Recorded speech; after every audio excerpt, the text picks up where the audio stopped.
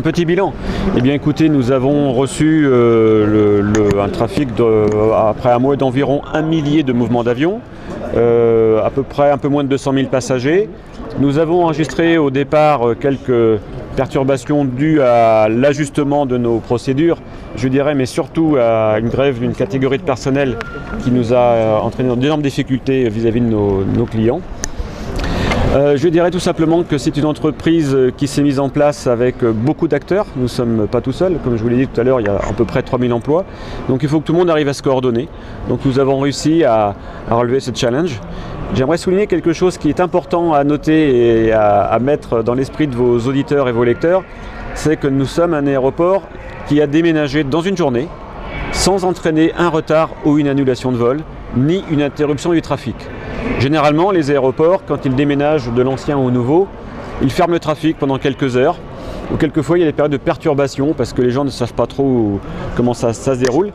J'aimerais noter cette fierté que nous pouvons tous avoir collectivement, parce que c'est un travail collectif, c'est un travail que nous avons fait avec tous nos partenaires.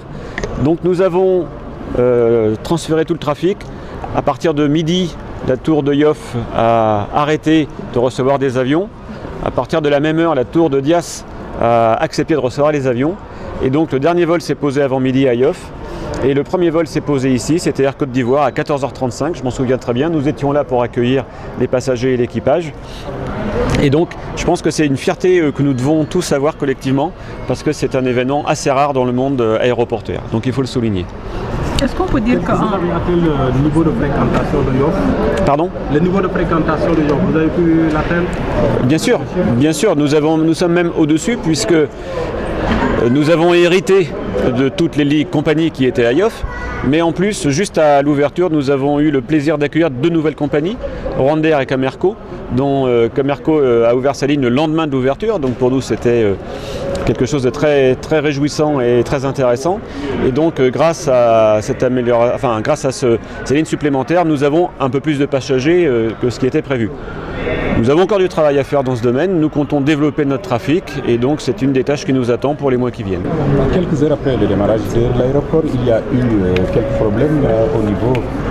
de certains services certainement, des gens qui sont partis en grève. Qu'en est-il aujourd'hui? Alors les gens qui ont fait grève sont des gens de la SECNA, comme vous le savez. Nous avons subi cette grève puisque la SECNA est une administration qui est séparée de nous et donc aujourd'hui je ne pourrais pas vous répondre, je préfère que vous adressiez aux représentants de la SECNA qui aurait certainement une réponse plus juste que la mienne. En tout cas, je souhaite que nos relations à SECNA, LAS et tous les partenaires soient les meilleures relations que nous puissions avoir pour le bien commun. Bu ñu ko ubbee nag am na ay installation yu bëri ñu fa def différence waa ki Yoff nag dina bëri trop puisque bu ñu xoolee côté technique déjà piste bi bu ñu xoolee bu fi nekk moo ëpp bu nekk bu Yoff te fii tamit am na ay mécanismes yi nga xam ne comme ay passerelle daanaka passager bi bu jógee ci avion pour mu ñëw ci li nga xam te ne mooy suñu terminal bi am loolu Yoff fii tamit am na mais boo xool tamit yaatuwaay bi ak rëyaay aéroport bi tamit fii foog naa aéroport international Blaise Diagne la gën a ëpp doole donc si diggante lu nga xam te moo di innovation bi tamit bëri na trop puisque tey ñu def aéroport Yoff tey nga def aéroport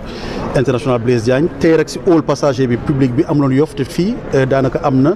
te nekk na li nga xam te ne lu rëy la te côté tamit yaatuwaay bi aéroport international Blaise Diagne c'est 4200 hectares la toog lu rëy la ci biir aérogare bi fii rek bu ñu nekk rek ci 32 000 mètres carrés lañ toll kon loolu boo xoolee ci schéma yooyu mbirum technique bi rek ak mbirum confort bi nekk na li nga xam te ne lu wute la tey ñu def Yoff boo xoolee tey hall bi ak lépp li nga xam te ne moo di ay agence de voyage fi nekk daanaka boo xoolee Yoff agence yi bëri ci biir capitale bi Dakar la ñu installé woon agence yi nekkoon ci biir aéroport bi fan bëriwul noonu mais fii boo xoolee bëri na ay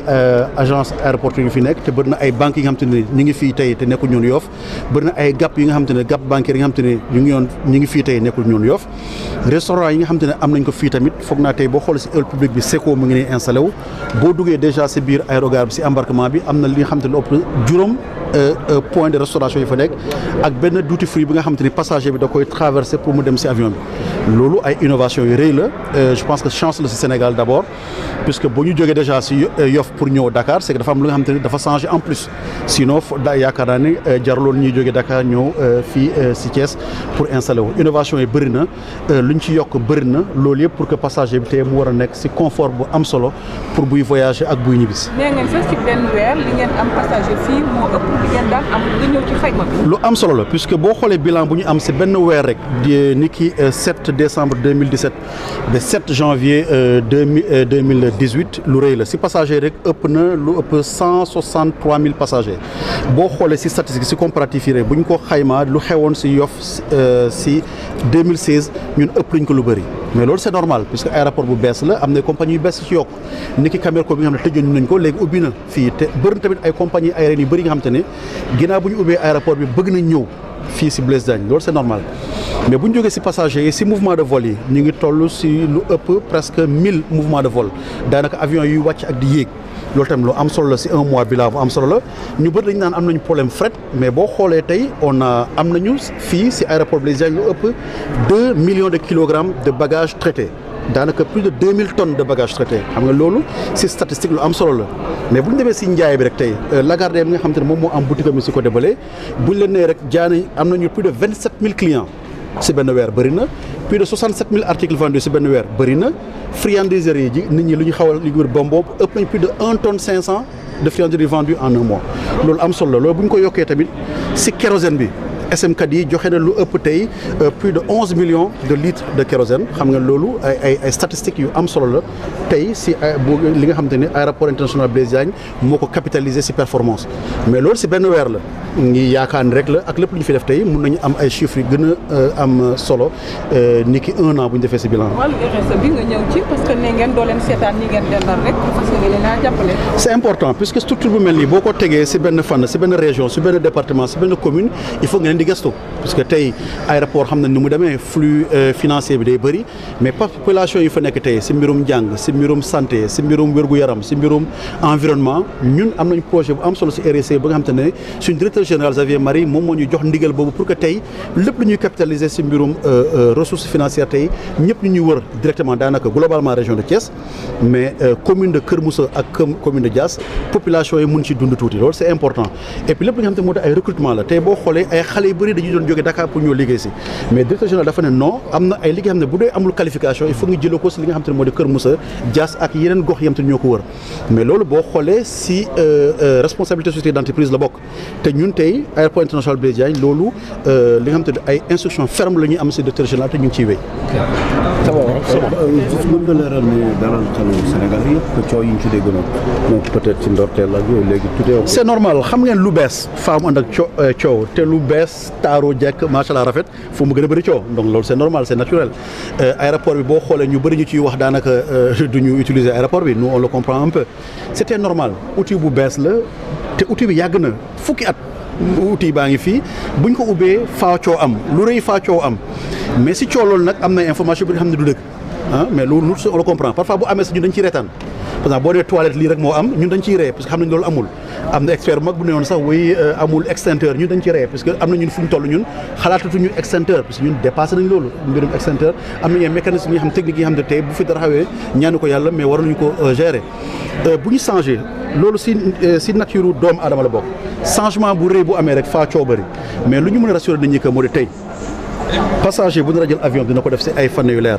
sécurité sûreté pour que mu voyager daanaka boo lay xoolee avion yaa ngi wàcc di yéeg macha allah ñu ngi sant yàlla si loolu te tey boo xoolee ku def gis yeneen aéroport yi même bu dul ñun suñu positionnement tey du Dakar dañuy wax affaire Dakar mais ñun tey suñu xeex du Dakar du Côte d'Ivoire ñun tey suñu positionnement tey aéroport yu mag la si àdduna bi parce que amuñu dara la nga xam te ragal nañu aéroport yooyu tey si lépp luy installation technologique ak innovation technologique aéroport yi mais dañuy bëgg dalal xel ñëpp que aéroport bi aéroport sénégalais yi la sénégalais yi ñoo ko moom seen outil la seen outil de performance économique la ngi ñaan ñëpp jàpp ci rek képp kuy voyager incha allahu rabi nga mën a dem si jàmm ñëwaat si jàmm te nga am lépp li nga xam ne soxla nga pour sa voyage. Merci.